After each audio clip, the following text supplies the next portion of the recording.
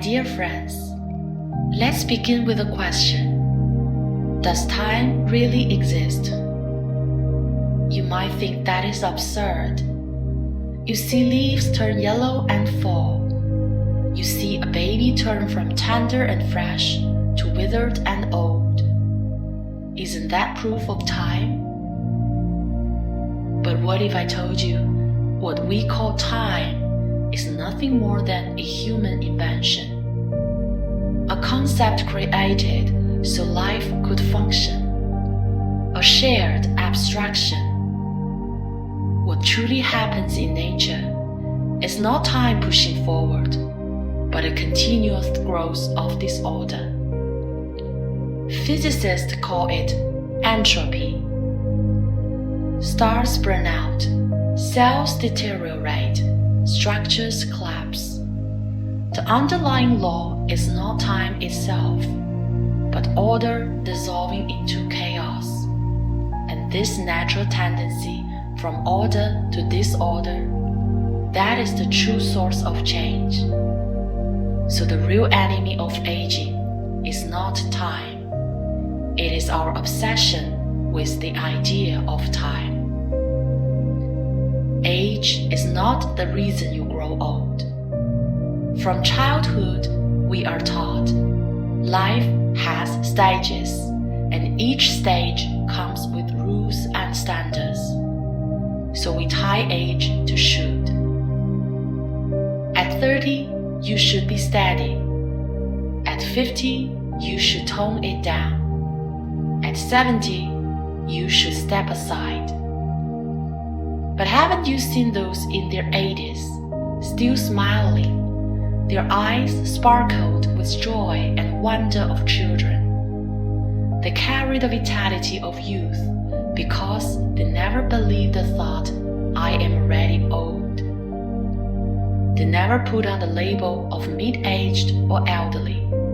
They never lived according to what they were supposed to be. Aging is not caused by years. It happens the moment you accept, I should be old now.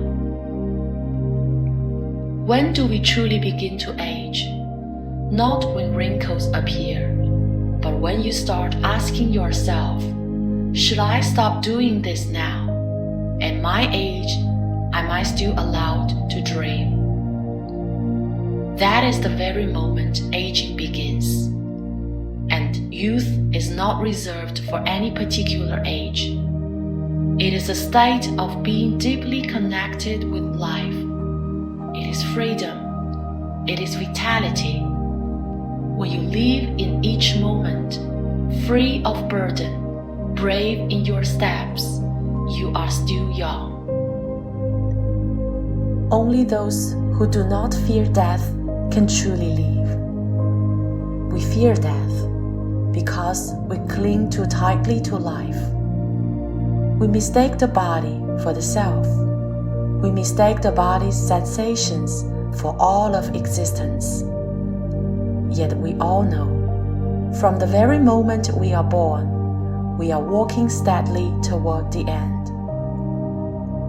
Life is not just something you live through, it is also something you die through. Every day, you lose a little more until you give everything back. But those who awaken find the clearest form of life in the face of death. At the end, many would say, now I finally understand what really matters. But what if we faced death earlier? What if each day we carried the thought, this may be my last day? Life would be completely different.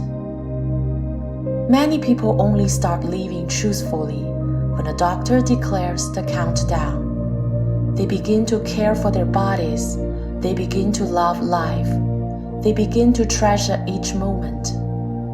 Because death strips away the illusions and leaves only what is essential. And we can choose the same without waiting for life to collapse. Each day is a rebirth. Try this. Each night before bed, Pretend you are at the end of life. Imagine not waking up tomorrow. Imagine everything you have, family, wealth, body, reputation, all about to disappear. You will feel fear. You will feel resistance. But then clarity arises. And when morning comes, treat it as a rebirth. You have been given one more full day of life. With such gratitude, you will live differently.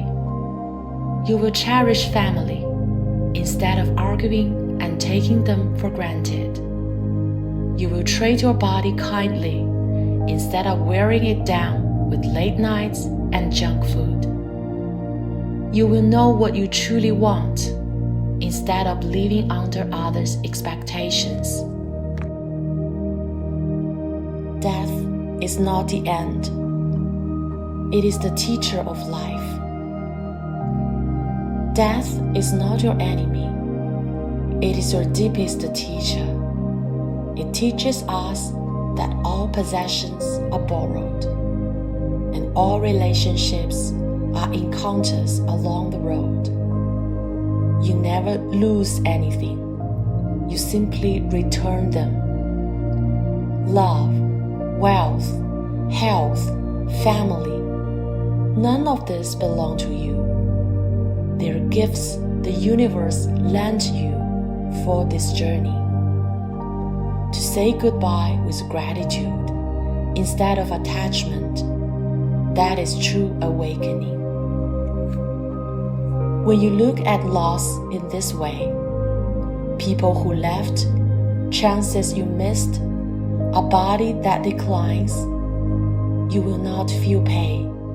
You will feel gratitude on completion. Living toward death, living fully.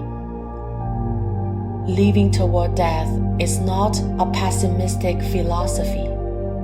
It is the deepest form of clarity.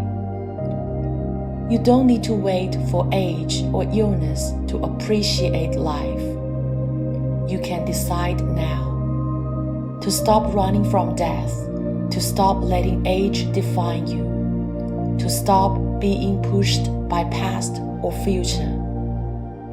The greatest freedom in life is to know that nothing belongs to you and yet still live it fully.